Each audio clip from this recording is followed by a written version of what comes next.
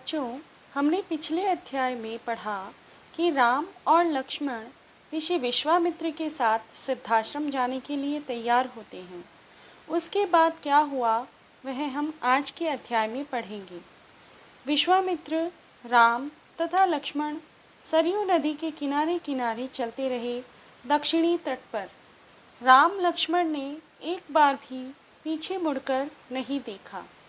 वे ऋषि के साथ पीछे पीछे चल रहे थे। उनके मुख पर कोई थकान नहीं थी, उत्साह था। वे दिन भर पैदल चले थे और पैदल चलने को तैयार थे। पक्षी अपने बसेरों की ओर लौट रहे थे। तब संध्या हुई तो विश्वामित्र ने तय किया कि वे अब विश्राम करेंगे। राम तथा लक्ष्मण के धैर्य से प्रसन्न होकर उन्होंने दोनों भाइयों को बला अतिबला नाम की विद्याएं सिखाई और कहा कि कोई तुम पर नींद में भी प्रहार नहीं कर सकेगा। सवेरा होने पर उनकी यात्रा फिर शुरू हुई। विश्वामित्र की बातों को सुनने के लिए दोनों भाई उनके ठीक पीछे पीछे चल रहे थे। चलते चलते वे एक ऐसी जगह पहुंचे जहां दो नदियां आपस में मिलती थी। महर्षि अब भी आगे चल रहे थे, लेकिन एक अंतर आ गया था।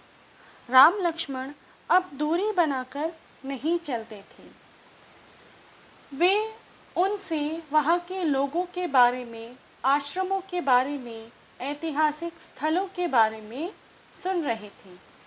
आगे जब जंगल की ओर बढ़े तब यात्रा बहुत कठिन थी। घना जंगल था। सूर्य का प्रकाश धरती तक नहीं पहुंच पाता था। तरह तरह की आवाज़ें जंगल में आ रही थी। महर्षि ने बताया, पशु पक्षी जानवर तो इस वन की शोभा है, असली डर तो राक्षसी ताड़का से है, जिसकी वजह से जंगल इतना भयानक है। ताड़का के डर से कोई उस वन में नहीं आता था। जो भी आता था ताड़का उसे मार डालती थी, अचानक आक्रमण कर देती थी। उसका डर इतना था कि उस सुंदर वन का नाम ताड़का वन पड़ गया था। वह यहीं रहती है, तुम्हें वह खतरा हमेशा के लिए मिटा देना है राम। राम ने महर्षि की आज्ञा मान ली तथा धनुष पर प्रत्यंचा चढ़ाई और उसे जोर से खींचा। प्रत्यंचा के टंकार सुनकर ताड़का आग बबूला हो गई तथा दो बालकों को देखकर और उसका क्रोध भड़क उठा। जंगल में जैसे तूफान आ गया था। विशालकाय पेड़ कांप उठे। विशालकाय मतलब बड़े आकार के। पत्ते टूटकर इधर उधर उड़ने लगे।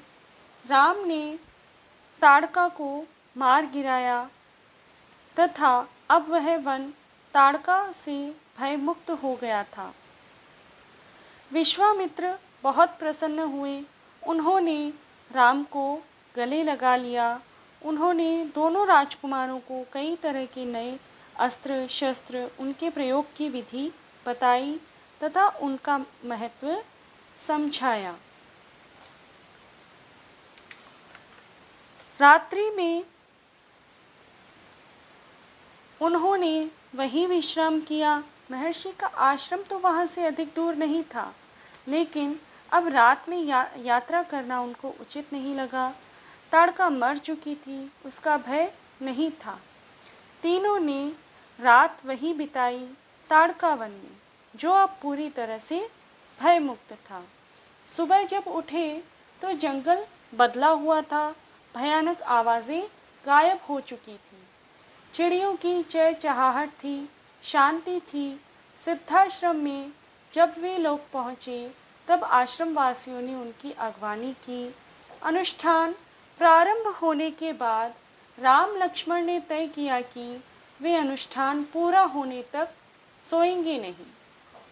5 दिन तक सब ठीक ठाक चलता रहा, परंतु जब अनुष्ठान का अंतिम दिन था, अचानक भयानक आवाज़ों से आसमान भर गया। सुबाहु और मारीच ने राक्षसों के दल बल के साथ आश्रम पर धावा बोल दिया। ये उसी राक्षसी ताड़का के बेटे थे जो जंगल में मारी गई थी। मारीच को जब बाण लगा तब वह मूर्छित हो गया, दक्षिण दिशा की तरफ जा गिरा तथा होश आते ही वह उसी दिशा की ओर भागा तथा सुबाहु अब मारा गया था, उसके प्राण वहीं निकल गए। सुबाहु के मरने पर राक्षसी सेना में भगदड़ मच गई। चीखते चिल्लाते राक्षस वहां से भाग खड़े हुए। कुछ लक्ष्मण के बाणों का शिकार हुए और अन्य जान बचाकर वहां से भाग निकले। महर्षि विश्वामित्र का अनुष्ठान संपन्न हुआ। राम ने महर्षि को प्रणाम करते हुए पूछा, अब हमारे लिए क्या आज्ञा है। महर्षि उनके कार्यों से बड़े प्रसन्न थे। उन्होंने राम को गले लगा लिया तथा उन्होंने कहा कि राम, अब हम मिथिला जाएंगे। वहाँ पर राजा जनक ने एक विशाल अनुष्ठान का आयोजन किया है, उसे हम देखेंगे। वहाँ पर एक अद्भुत शिव धनुष है, उसका दर्शन भी तुम करोगे।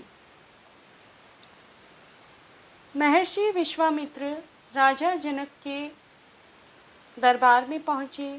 जनक दोनों राजकुमारों को देखकर बहुत मुग्ध हुए। उन्होंने उनका परिचय पूछा। महर्षि विश्वामित्र ने उनका परिचय दिया कि ये दोनों राजकुमार राजा दशरथ के पुत्र हैं तथा उनको मैं अपने साथ इस आयोजन में लेकर आया हूँ। अगले दिन सभागार में, यज्ञशाला में सभी लोग उपस्थित थे। वहाँ शिव धनुष को लाने की आज्ञा दी गई। अनुचर शिव धनुष एक विशाल पेटी में लेकर आए, जिसके चारों तरफ पहिए लगे हुए थे। उस धनुष को खींच पाना इतना मुश्किल था किसी एक व्यक्ति के लिए, अतः उसे गाड़ी से लाया गया। राम ने शिव धनुष देखा। राजा जनक उस शिव धनुष को देखकर उदास हो गए तथा उन्होंने महर्षि विश्वामित्र से कहा कि मैंने प्रतिज्ञा की है कि अपनी पुत्री सीता के विवाह के संबंध में जो यह धनुष उठाकर उस पर प्रत्यंचा चढ़ा देगा, उसी के साथ सीता का विवाह होगा। अनेक राजकुमारों ने प्रयास किया और लज्जित हुए। उठाना तो दूर, वे उसे हिला तक नहीं सके। प्रत्यंचा क्या चढ़ाते। विदेहराज का संकेत समझकर महर्षि विश्वामित्र ने राम से कहा, उठो वत्स, ये धनुष देखो। राम उठे तथा उन्होंने धनुष को प्रणाम किया तथा एक ही झटके में धनुष को इस तरह से उठाया कि जैसे किसी खिलौने को उन्होंने उठा लिया हो और उस पर प्रत्यंचा चढ़ाई। प्रत्यंचा चढ़ाते समय धनुष टूट गया तथा सभा में सन्नाटा छा गया। राजा जनक इसे देखकर बहुत प्रसन्न हुए तथा उन्होंने सभा की चुप्पी तोड़ी और सीता का विवाह राम से करने के लिए वे तैयार हो गए। राजा जनक ने महर्षि विश्वामित्र से आज्ञा मांगी तथा दशरथ के यहाँ पर समाचार भेजा कि वे अपनी पुत्रवधू को ले जाएं। राजा दशरथ ने जब यह समाचार सुना तो वे बहुत प्रसन्न हुए तथा बारात लेकर जनकपुरी पहुँचे। जब जनकपुरी पहुँचे तब जनक ने एक और प्रस्ताव राजा दशरथ के सामने रखा। उन्होंने अपनी छोटी पुत्री उर्मिला का विवाह लक्ष्मण के साथ करना तय किया तथा उन्होंने राजा दशरथ से कहा कि वे उनके छोटे भाई कुशध्वज की 2 पुत्रियां मांडवी और श्रुतकीर्ति का विवाह उनके बेटे भरत और शत्रुघ्न के साथ करवा दें। तो मांडवी का विवाह भरत के साथ हुआ तथा श्रुतकीर्ति का विवाह शत्रुघ्न के साथ किया गया। दशरथ बहुत प्रसन्न थे। बारात कुछ दिनों तक जनकपुरी रुकी तथा थोड़े दिन बाद में वे अपने अयोध्या की तरफ लौट चले। बाराती वधुओं को लेकर अयोध्या की तरफ जब अयोध्या में लौटे तो रानियों ने उनका भव्य स्वागत किया। इस तरह से हमारा यह अध्याय यहीं खत्म होता है। धन्यवाद।